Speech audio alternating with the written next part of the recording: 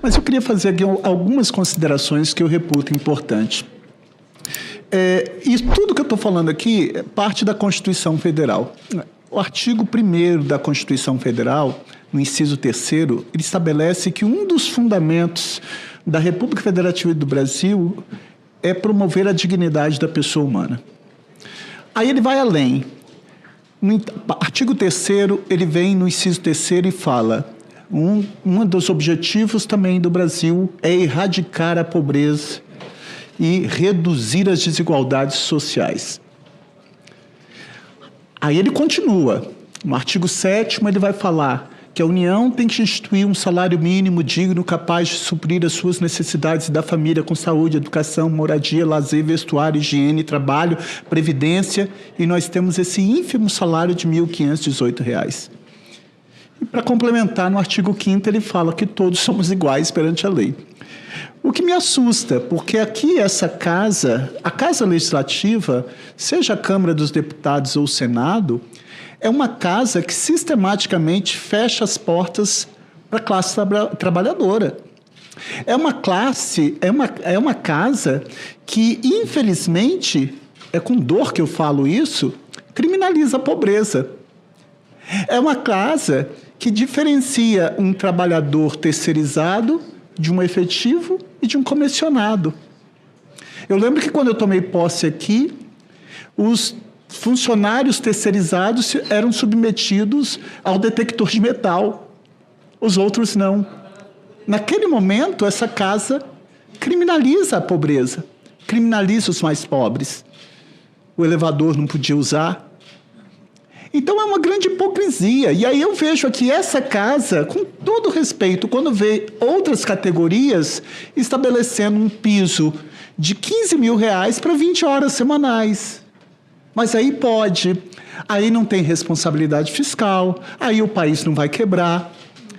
Eu faço um resgate histórico. Com a Constituição de 88, as mulheres ganharam direito à licença maternidade. Um grande avanço.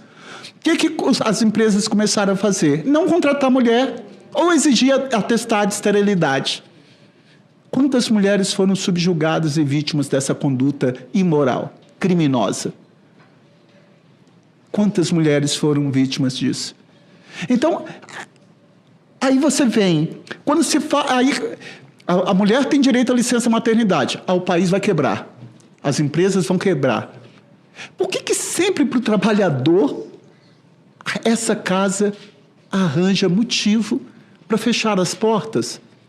E fecha as portas para a população preta, fecha a porta para a população parda, fecha a porta para os povos indígenas, fecha a porta para as mulheres, fecha a porta para as pessoas com deficiência, fecha a porta efetivamente para as pessoas que mais precisam. Porque é uma garantia constitucional no artigo 6º, são direitos sociais. Gente, veja, não sou eu que estou falando. Foi o legislador constituinte desde o dia 5 de outubro de 88. São direitos sociais. Direito à educação, saúde, moradia, lazer e assim sucessivamente. Mas na hora que é para falar sobre direito de trabalhador, aí não temos. Não, nós temos que ver, porque tem que ter cautela, porque as empresas, isso vai gerar emprego. Eu não tenho dúvida que isso vai gerar. O mundo caminha para isso.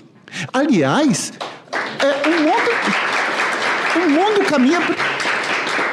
o mundo caminha para isso, e eu fico questionando, senador, com todo respeito, o senhor sabe da minha admiração e o amor que eu tenho pelo senhor. Às vezes eu fico assim num momento reflexivo e falo assim, meu Deus, a vida da gente, nós temos 24 horas no dia.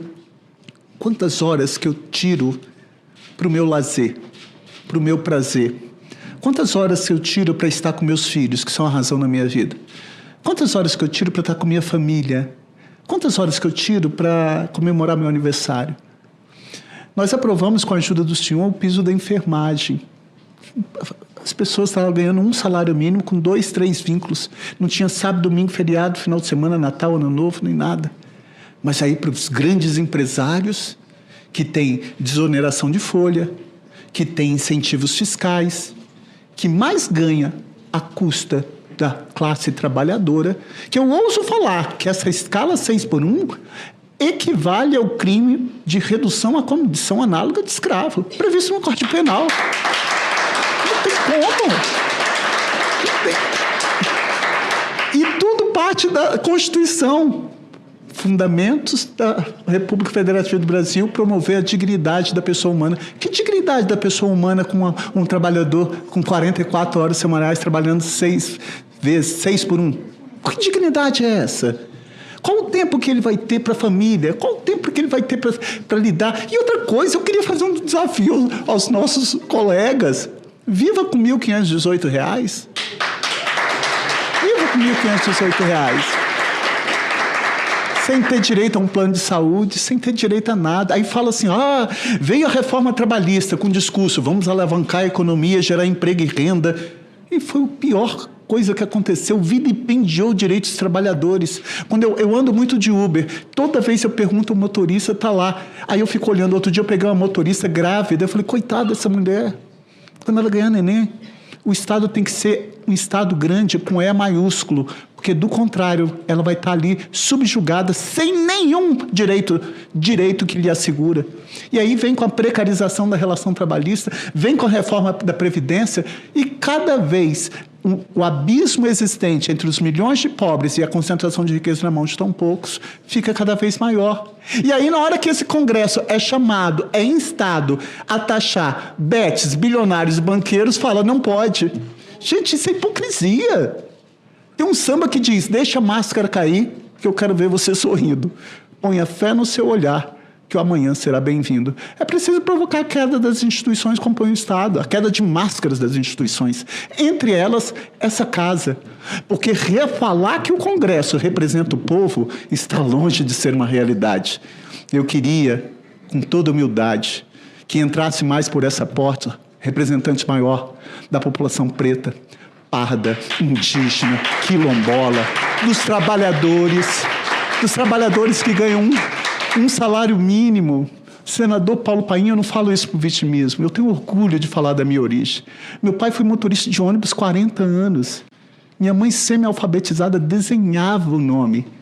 Quando estudou, aí eu ouço aqui do governo que não investe na educação. Meu amigo, uma coisa que eu tenho é gratidão. No Espírito Santo eu tinha uma escola técnica quando eu passei, e foi no governo do presidente Lula que nós passamos a ter 26. Foi no governo do presidente que nós passamos a ter o ProUni, do filho poder estudar numa escola. E ele vai poder, o filho do pobre vai poder entrar e fazer um curso de medicina, sim. Porque o governo é inclusivo, porque o governo tem empatia. E eu acredito muito no líder que nós temos, um líder mundial, que é o presidente Lula, para aprovar o fim dessa escala 6 por 1. Porque isso é um ato de humanidade, isso é uma reparação histórica. Eu lembro quando nós aprovamos aqui, o senhor sabe disso, aumentando a cota racial no serviço público de 20% para 30%, eu ouvi de um senador falando em meritocracia. Eu falei, senador, meritocracia é para quem? Se na largada, uns já largaram há muito tempo antes. Meritocracia para quem, se 83% das escolas públicas da educação básica não tem laboratório de ciências, 73% não tem biblioteca, não tem acessibilidade. Meritocracia para quem? Quando foi que você viu um embaixador preto assumindo um posto em qualquer lugar do mundo? Quando isso acontece, ele não está ali sozinho, ele está carregando milhões de brasileiros. Aí eu tirei, paciente se recusa a ser atendida por médica negra. Quando um preto faz um curso de medicina, faz uma residência, ainda vai trabalhar, ainda sofre esse tipo de preconceito, discriminação racial. Isso é com as mulheres, isso é com a população LGBT, isso é com todo mundo. E essa casa aqui, na hora que é para enfrentar temas sobre direito do trabalhador, não temos que ter responsabilidade. É claro que nós temos. Nós temos responsabilidade com a espinha dorsal do Estado Democrático de Direito, que se chama Constituição da República Federativa do Brasil, que determina que todo trabalhador tem direito a um salário digno de acordo com a extensão e complexidade, que determina que o salário tem que ser digno, capaz de suprir as suas necessidades da família com saúde, educação, moradia, lazer, vestuário, higiene, previdência, que tem direito à dignidade da pessoa humana. Quanto que vale? Pergunta para esse trabalhador que ganha R$ 1.518, que está na minha informalidade, qual é o momento que ele tem com a família dele? Eu acho que isso que tem que motivar a gente.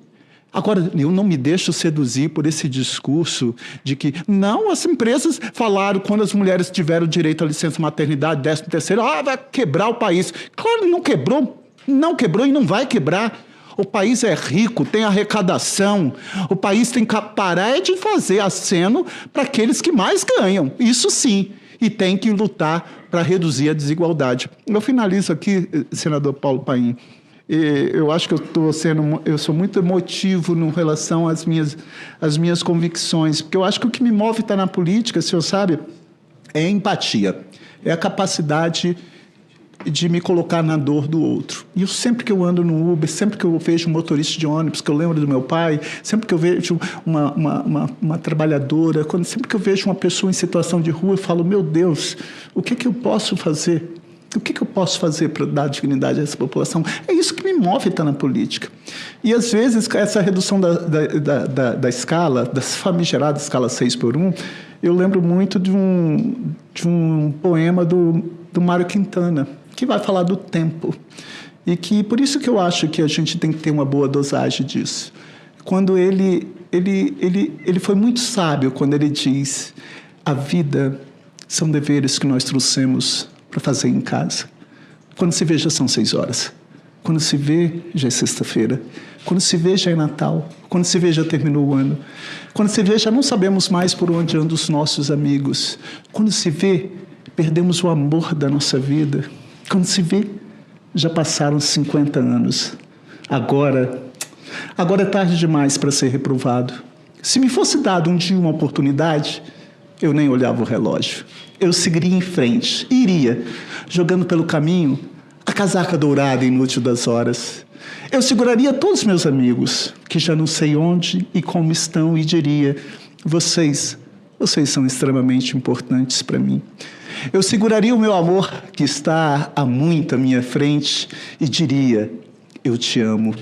Dessa forma eu digo: não deixe de fazer algo que goste, devido à falta de tempo. Não deixe de estar com quem você ama, por puro medo de ser feliz. A única falta que será desse tempo, que infelizmente não voltará mais. O que depender de mim, eu vou estar lutando com toda a minha força para acabar com essa famigerada escala 6:1. E não tem discurso nenhum que vai me convencer do contrário.